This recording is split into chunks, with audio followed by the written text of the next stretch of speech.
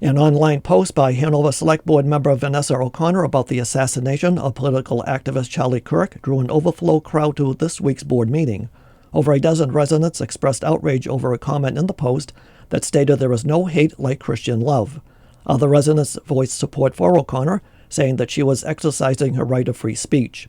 Resident Nick Spalsino relates the content of the post during the board's public comment session. I'm here tonight because of the comments that Select Board member Vanessa O'Connor made on Facebook, and I want to be clear by using her exact words. She shared, "There is no hate like Christian love." That is not healthy debate.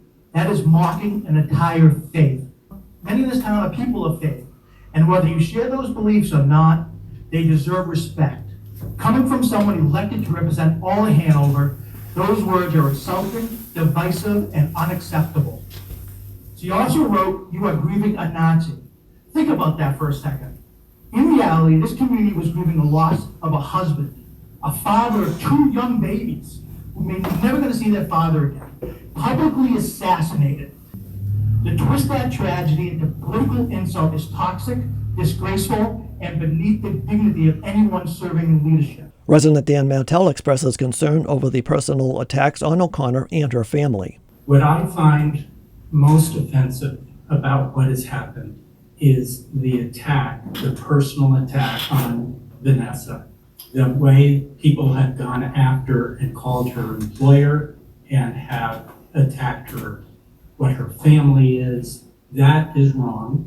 And that is different than the Hanover that I came to and have come to expect that we will behave. O'Connor explains in a statement to the town her repost was taken out of context. I shared someone else's quote because it resonated deeply with my own experience and feelings during a difficult moment. I did not do so as a select board member. I did not do so on behalf of my employer. And in hindsight, I probably would have used my own words to better articulate my nuanced feelings. Regardless of all that, ultimately, a friend violated my privacy, and now that something I will own sharing was amplified, I want to provide some clarity. A quote I shared rejected white Christian nationalist sympathy. It condemned a bigot who cloaked hatred in religious language. It did not condemn people of faith.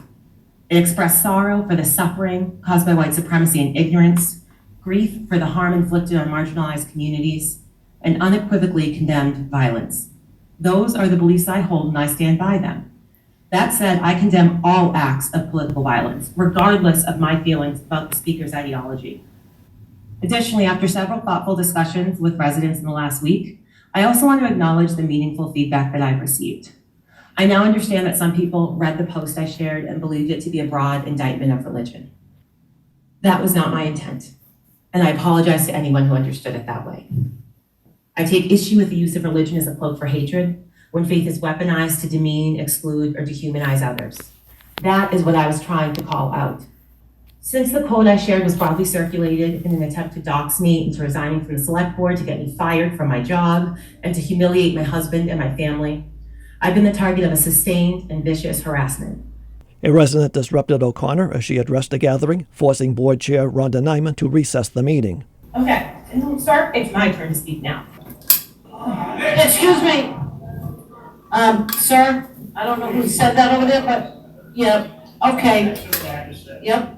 Goodbye. Okay, yep, so you're out of order. Devin O'Connor, stop. Devin! All right, I'd like to recess the meeting. I'd like to recess the meeting right now, folks. A large group of residents protested outside Hanover Town Hall about the post prior to the Select Board meeting. Reporting from Hanover, Tom Gorman, WATD News.